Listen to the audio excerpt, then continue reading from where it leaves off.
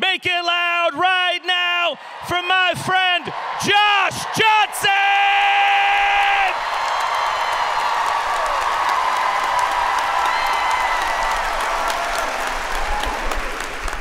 Is this really happening? Is this really happening? Was a thing that I found myself saying. I was with my friends and we were hiking, which was a mistake.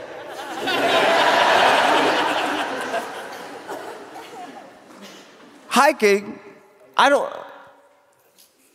hike often. Even the first time I went hiking was a bit of a trick, because they said it was a walk. Which is technically not a lie, but it's not the walk I was anticipating. You can walk places. I could walk here. Hiking is going up nature steps for no reason. I'm not being a hater, by the way. If you like to hike, hike. Go take a hike.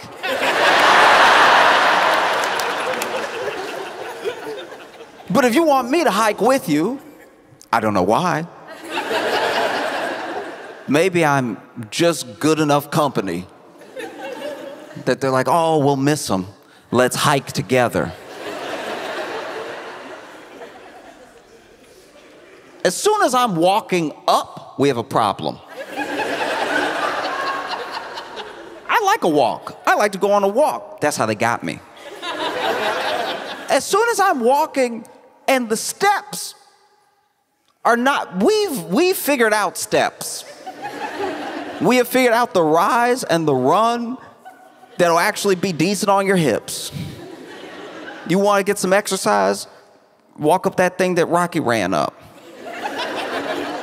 This thing, I was like, eventually I'm like, where are we going? And they're like, to see the view.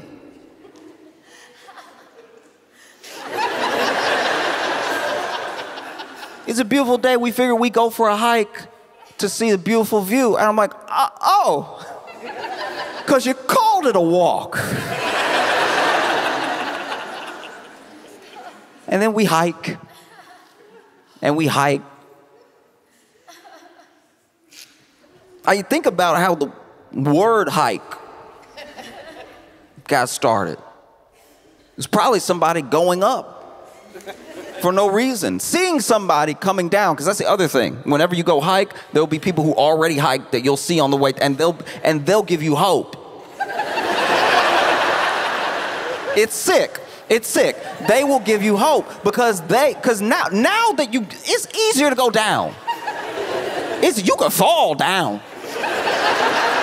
It's easy to go down. So then the people that hiked up already, they were already tall. They were already there.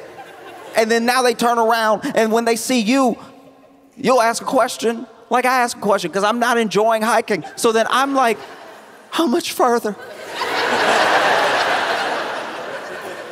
And I hate the way I ask. It's not exactly a manly way to ask. I'm not even putting on any like tough face. I'm like, how much further? And then they're like, you're almost there and it's beautiful.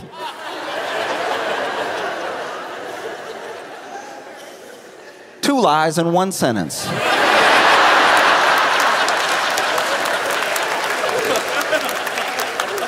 Two. It feels like you're almost there to them because they turned around. They're going down now. It's easy. Going down is, ooh, smooth. They forgot when they were where we are. They've turned around. They don't even care how long it takes to get down because you're always almost down. If you get real tired of walking down, you can lean. Gravity will take care of the rest.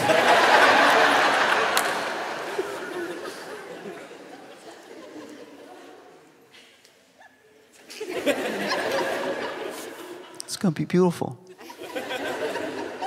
And then you keep walking. And then eventually you see another person. And you're like, huh, that's crazy. I probably shouldn't see another person because I was almost there when I saw the last person. And you see the next person, the next person, just as optimistic. It's gross. Just as happy. I barely even got out the sentence to the next person. And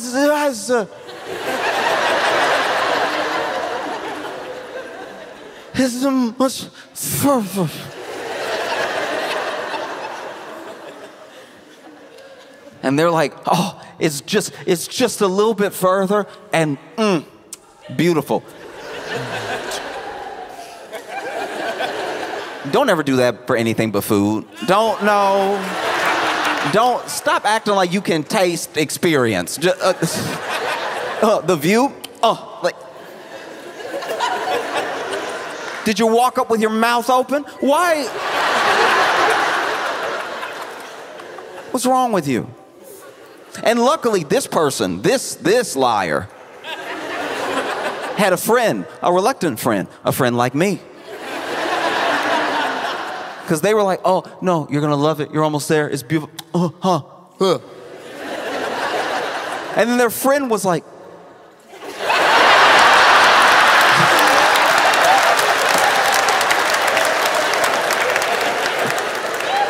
friends over here. Which is also crazy. I was like, why would they just telling us with their eyes? Like, clearly, I don't know. It felt like they were in a relationship. Or one of them was trying to be. Like, that was a weird get out signal. It was a weird, like. You know when somebody shakes their head and the jowls really go like.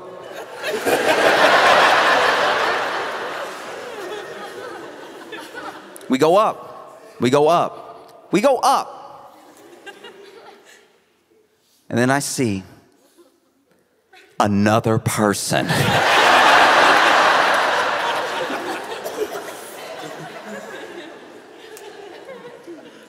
I see another person. And they're coming down. And when I see them, I'm like, I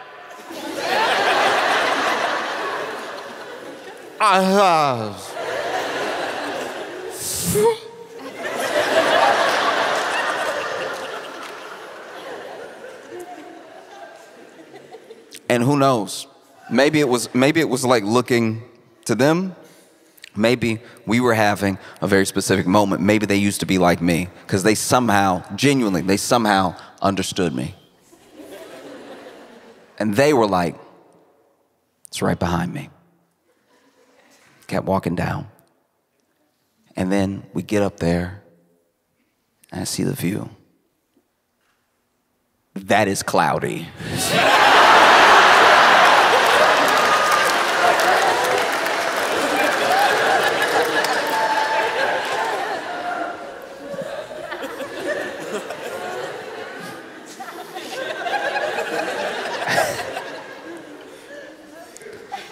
I walked all the way up here to see stuffing. Like it looked like, you know, like when a dog rip up a toy real good. Bunch of white clouds, some gray. I didn't know we walked this high. At one point I had to ask myself, I'm like, am I still alive? Like this.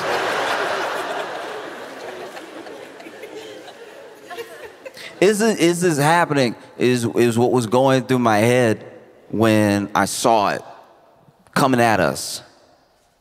This turtle. The turtle was coming at, and not just a turtle coming at us, a turtle was coming at us fast. None of this should be happening. I'm at the top of a mountain with a fast turtle locking in on me. The turtle is coming so fast. And when I tell you fast, I don't mean fast for a turtle. I mean actually fast. I mean it like almost broke my brain. Fast. A turtle. And not like fast, like, not like storybook fast, not like sloppy fast, which felt faster. It was really like flip, flip, flip, flip, flip, flip, flip, flip, flip, flip, flip, but at like warp speed. It's crazy. It was, guys, y'all, listen.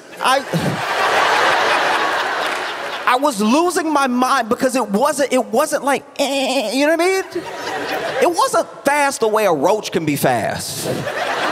It was fast like a turtle put on fast forward. This turtle is over here coming directly at me.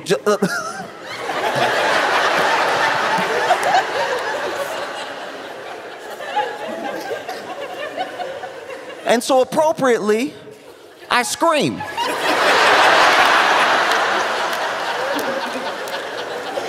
And this is what sucked about that day. I'm already out of breath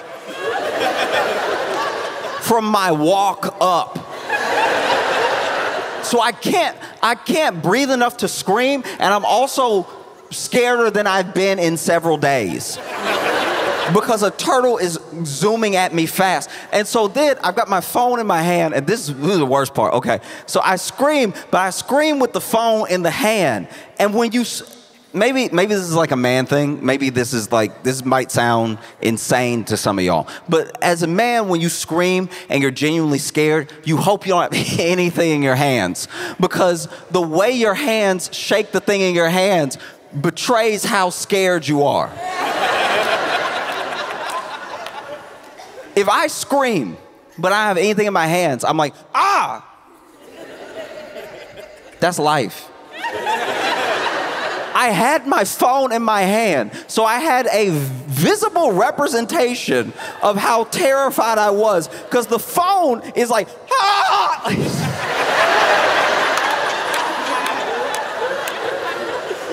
If the phone had moved a centimeter in my hand, it'd be like, he's not even really that scared, he's just surprised. The phone moved easily a foot and a half.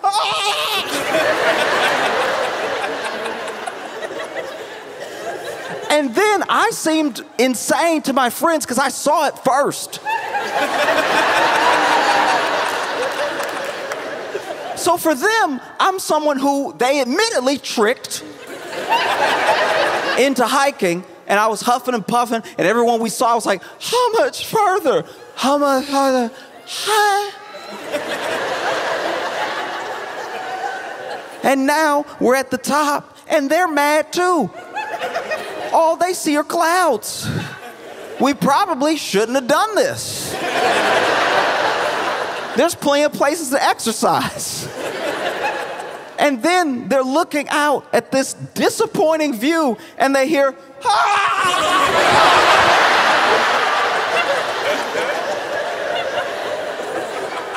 It would have been better if I had dropped my phone, because I'm screaming and I'm back on, ah! And then the turtle is coming at me. And then everybody sees it. And this is where I lose people and people lose me, because then this is where the story gets muddy, right? Because we all ran.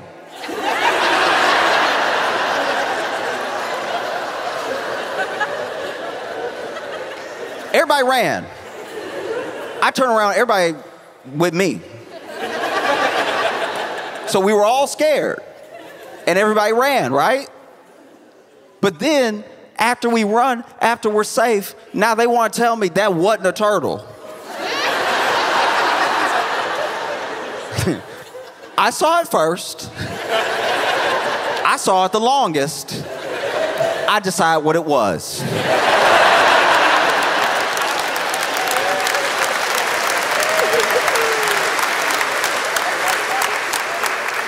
And I'm not even saying, look, I'm not even saying I decide what it was because I'm always right. I'm just saying I think I should get to decide what it is because I was staring at it the longest and it was coming right at me.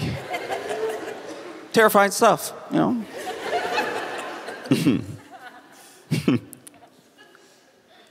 Do you, like, care? Do you, like, not about that. Do you, like, do you... No, do you care? Because, okay, there are things that happen sometimes that no one can agree on, like, the proper etiquette for how to handle. Because there's enough going on socially that people start making up rules as they go to sort of get through life. And then after a while, you know, now that we're not like in the wilderness anymore, and now that we have like modern technology, now there's a little bit of breakdown. There's a little bit of breakdown in like what's proper etiquette, right? So for me, this is my thing, and I'm not asking you, don't say anything out loud. Answer the question in your head, because I cannot tell, and I've had countless arguments about this. Is it messier to answer the phone on speakerphone and not tell somebody they're on speakerphone? Or is it messier to call somebody knowing you want to talk mess and there's a possibility of being on speakerphone? It's hard to tell. They're both not good. It's happened many times. Many times I've been in the car with somebody and they throw speakerphone on. They either are, you know, trying to drive responsibly, or they just love answering on speakerphone because they love having their hands free and they don't have their AirPods in or whatever, right? One time, I was with some friends and they were calling some family. We're in the car and family member picks up. But it's not who they call, it's the kid. The kid calls and is like, hi. And we're like, hey, how you doing? Like, oh, I'm good. And this kid doesn't care that they're on speakerphone. They don't have anything to say that's like, you know, hush hush. But they're like, what are you doing? And the kid is like, oh, I'm just eating hot dogs and sitting on toilet.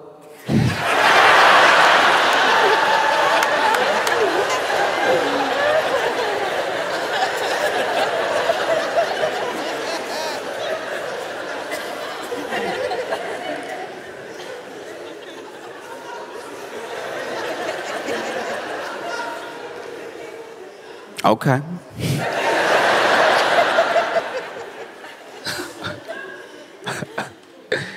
Okay. Good talk, buddy.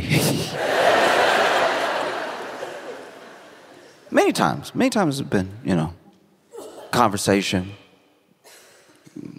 calling, answer, speakerphone. I personally think that if I call you and you pick up and I'm on speakerphone, speakerphone should be my last name. You're on speakerphone should be my last name. Hey, Josh, you're on speakerphone. A simple warning. And I'm not even like messy like that, but still, what if something happens in real time? I should know when I'm in mixed company and when I'm in the company of the person that I called. I wasn't in the car for this one. But, okay. Let's just call them,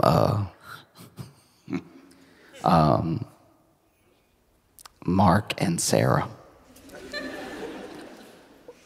Mark had been away on some business, and this was back in the day before like Uber. So you really needed somebody to pick you up from the airport if you didn't park your car at the airport beforehand. You know, you could call a taxi, but it'd be quite a while and everything, right? And so Sarah's mom picked up Mark at the airport, and they had schemed together to surprise Sarah with him being back in town early, because she was already supposed to have a little picnic with her mom, and it was just going to be one of those picnics where it's like the mom comes and she's like, "Who's that behind you?" "It's Mark." "Oh, wow." Before YouTube, so it wouldn't have gone viral. And so then Sarah's mom, thinking it would be like a cute little thing to like tee up what they were about to do, calls Sarah just to be like, "Hey, how you doing?" "Oh, I'm good. I'm excited for our picnic." "Oh, so am I. Have you talked to Mark today?" "No, I haven't talked to him today." "Oh, okay. I was just wondering." Just, a little primer for the surprise, right? And so she calls her, and she's on speakerphone, and Sarah picks up, and she's like, "Hey, how you doing?" "Oh, I'm good. I'm good. Excited for our picnic." "Oh, so am I. Have you talked to Mark today?" "No, we haven't talked today. And honestly, it's probably important that we do, because I don't know.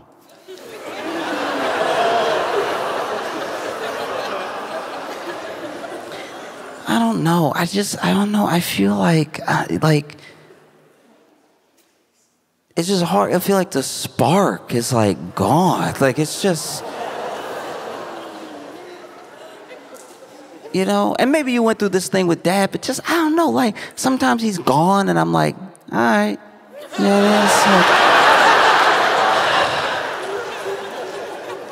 This doesn't really feel like it used to or anything. And even when he gets back, I'm like, not that excited. I should be more excited.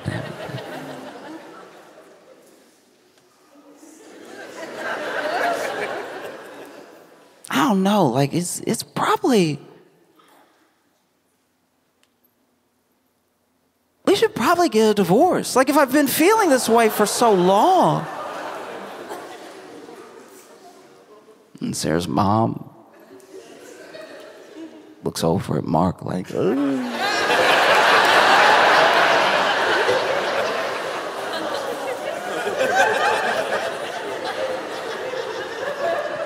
You know when you can't cringe enough?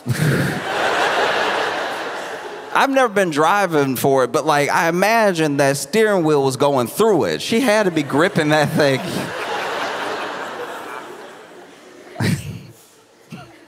Like the car was about to take off and fly away. And then she goes, "Well, sweetie,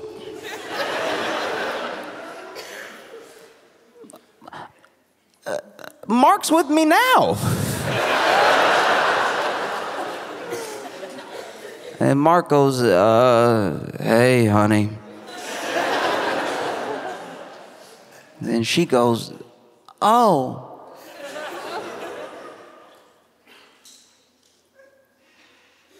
"Do you think we should get a divorce?"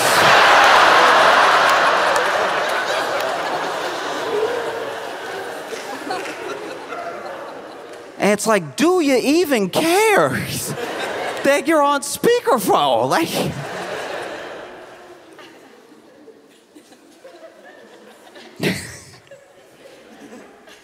I am not like a tough guy. Sometimes I've like wanted to be a tough guy before. Especially when I was like little, I wanted to be like, yeah, tough. I'd even try to break the rules sometimes. You know what I mean? I'd have a pen, and I'd walk right up to like a white wall and be like,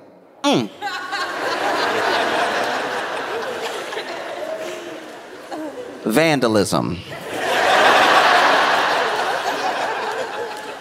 Deal with it. Like I wanted to like be bad, but I just didn't. I didn't have it. Even now, it's like it's never done a drug. I don't drink or anything.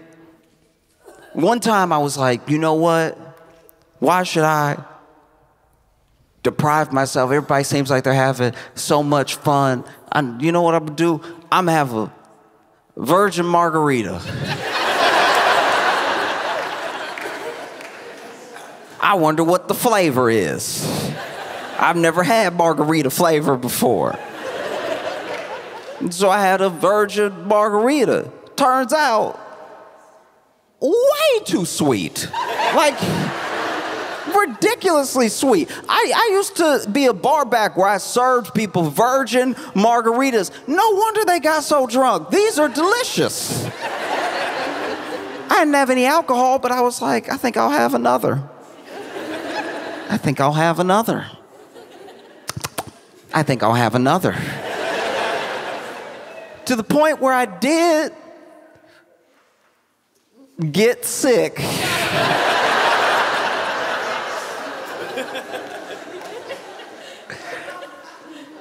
I got sick off virgin margaritas. And like real sick too. Like, called my friends.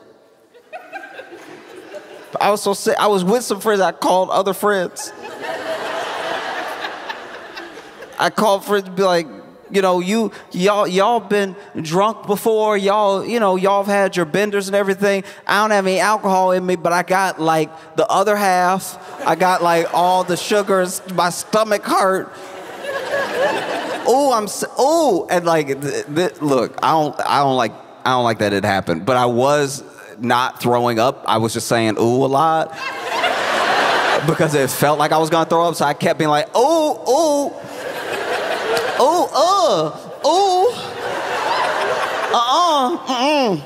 because then you know when you think you're about to throw up, so you start arguing with yourself, where you're like, no.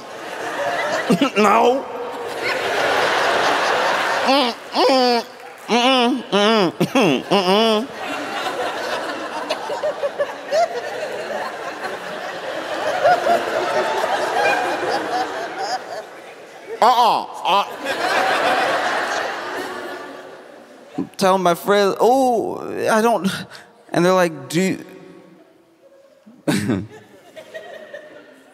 you need us to take you to the hospital? I don't know if I'd live it down. I don't know if I could live down being rushed to the hospital off virgin margaritas. Maybe having to get my stomach pumped off virgin margaritas because I ingested a childish amount of sugar.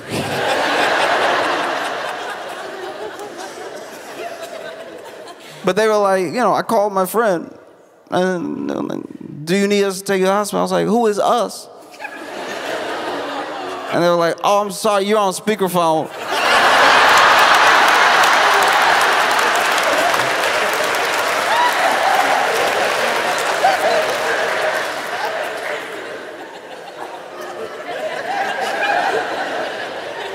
There's no way to take your cool back off speakerphone.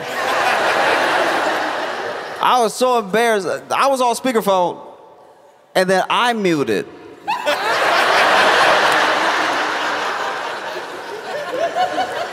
I don't know what I was thinking. I was drunk off virgin margaritas.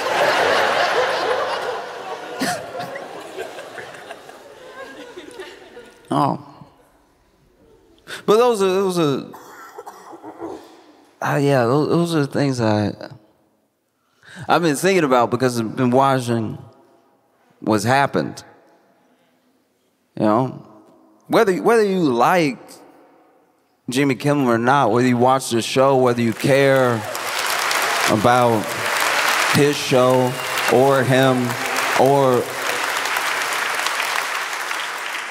like, oh, it's television. I've heard all the excuses. The excuses came quick. The excuses came quick because this is unprecedented. And when things are unprecedented, you wonder should you do something? And you don't have to do anything if there's an excuse. You don't have to do anything if it's okay. I've heard people, oh, well, I'm sure they were losing money anyway. No. Oh, well, I don't really like what he said. What'd he say? Oh no, you know, this thing was a long time coming because of how he's been acting. How has he been acting? Help me understand. Because the thing about free speech, especially like free speech wars, you always have to be careful.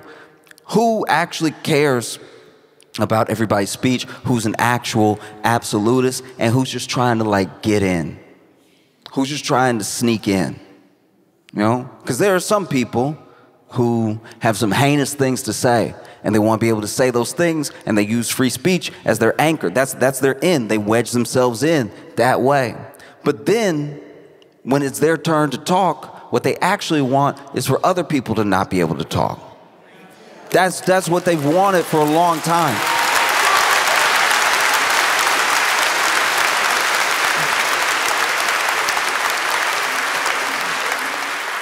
Like, I'm blown away about a thing that we've done since I was a little kid.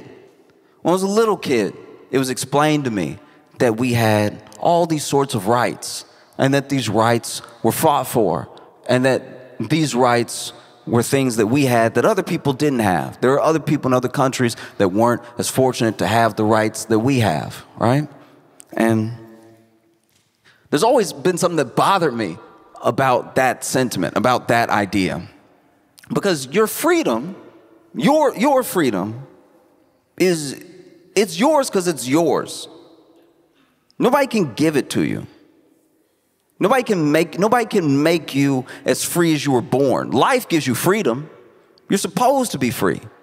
You're supposed to be able to say the things that you think. You're supposed to be able to express yourself. Government can't give you freedom. It can definitely try to take things away, but even within what it tries to take away, it can't really take it away because the freedom wasn't given to you by the government to take away. Government can, you could buy a house at auction. Let's say somebody fell behind on their property taxes, so now their property's up for auction. You buy it, then you fall behind on those same property taxes. Government takes it away. It was never really yours. Freedom doesn't work that way. And so we walk around and we talk about how we have all these freedoms. These are our freedoms, and they're not from a government. These are God-given things. These are things that you were born with. These are things that nobody can take away. Even if they try. Even if they try. Look, they've tried with people throughout history. And there are people that live in a world without those freedoms, right? But even the resistance to express yourself is still your freedom trying to like sprout out of all of that cover. Your freedom is yours. I can't stress it enough. It's like saying, government, let me keep all my toes.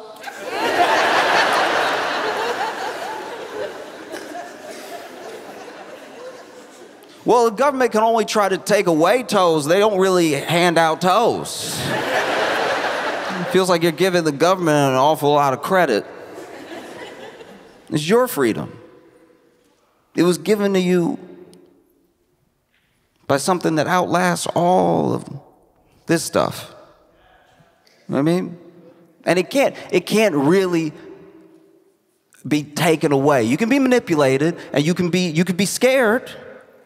You could be angry enough, like some people are angry enough, to let someone's freedom of speech be taken away. You could be fearful. You could be so fearful that just the threat of an investigation, just the threat of some sort of government overreach makes you cave before there's even a solidified threat there. You know, you have a fear, you have an anger, you can have a hate that goes deeper than an anger. You can be so confused about what's going on, you just want someone to make a definitive statement about anything. You'll just go with it because you hate not knowing, you hate uncertainty. And then you see something like what happened to Jimmy Kimmel happen. And then you see people ask, is this really happening? Because it was never supposed to be able to happen here. And it's because of a lie that we told ourselves. We told ourselves that every country and everyone was different from us.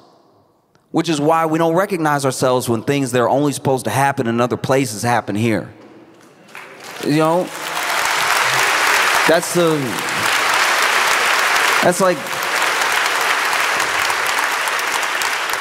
low-key the American way.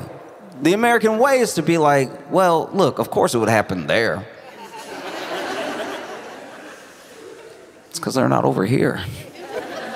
And it's like, no, whatever it is, happened over there because it could happen anywhere, especially if you're not vigilant, especially if you think that things won't happen to you just because. There is no more just because. Is this really happening? Yes, it's happening. As wild as it may seem, as surreal as it is, you know, it's coming, and it's coming fast, like a turtle that shouldn't be on a mountain.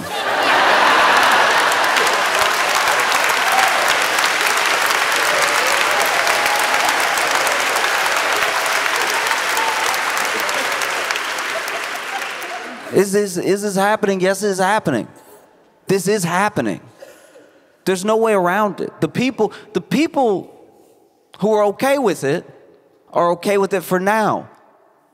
But there are plenty of people that I don't even like, that have the presence of mind to know that this is not just crazy, this is unacceptable. This cannot happen here. It can't happen here. Because, look, this is the other scary thing about government. And I'm not just trying to scare you. I'm just telling you everything that I've seen, everything I've ever read about, and people from other countries that have different life experiences to us. I'm telling you what they're saying, right? Pendulum swing. And one thing that governments don't do, hardly any government does, is give back the power it took in some way. You know what I mean? If you give over to fear, if you give them these things, they will be given and taken for good. There's no way around it. And we've already seen you cannot do enough. You will not be good enough. You won't be complacent enough. You can't placate enough to make it stop. It will not stop. They came for a white man with money.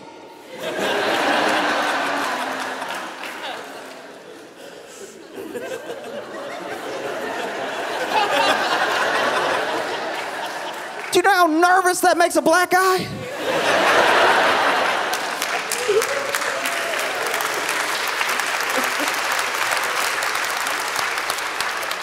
They came for a white man with money that really didn't do anything.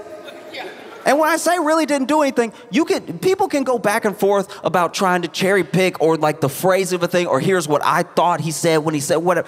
That does not matter. That actually gets us into a conversation we shouldn't even be in, because it shouldn't even be on the table, all right?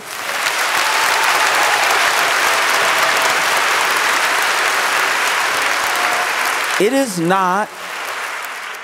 not going to just go away, and it's not going to just stop. So then it's important. Do you care? Because if you care, that's very different. If you're scared, it's understandable. Plenty of people are scared. People with money are scared. ABC was scared. Disney was scared. You know Disney. Oh, you know Disney. Disney was scared. Disney, the same people who come up from behind you if you draw a picture of Mickey and go, what do you think you're doing with that, huh? Huh?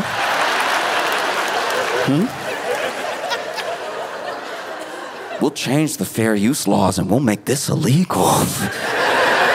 Those people were scared. Being scared is human. But not doing anything is a choice, and not making your voices heard, and not you you don't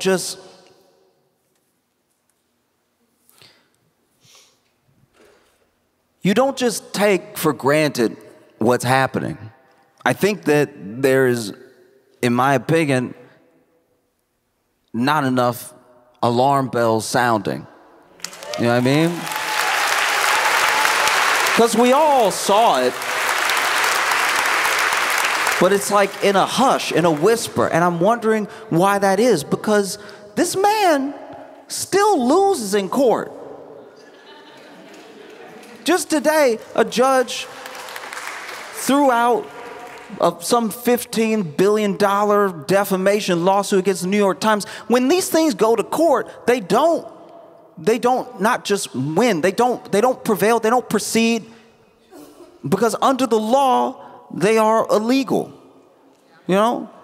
And any sort of strong-arming by the government should really, really, really sound the alarms for any citizen. Pendulums swing. Governments do not give back power that they've taken. 9/11 was a long time ago. When did we get our privacy back? You know what I mean? So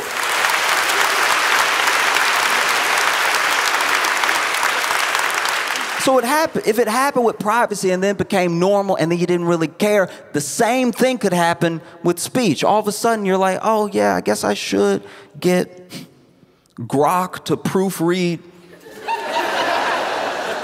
my sentiments on the day. You're not alone in being worried, you're not alone in being fearful, you're not alone in being angry. The thing about not being alone is that you just have to find the other people. You have to find the other people who feel the way that you feel, and you have to stay in communion with them as strong as you can.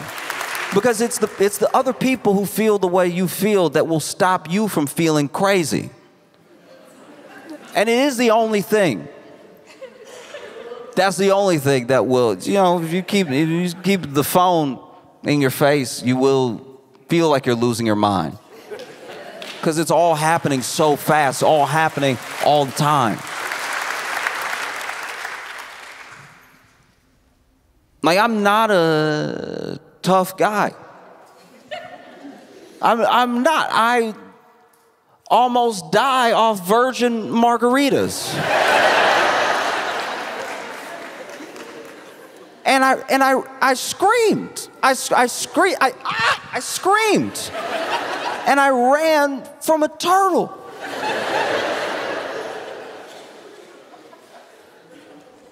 But I can't run from this, and neither can you.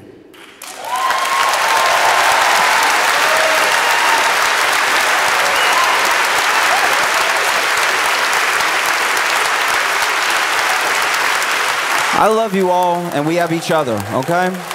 Thank you all so much. Thanks for coming out.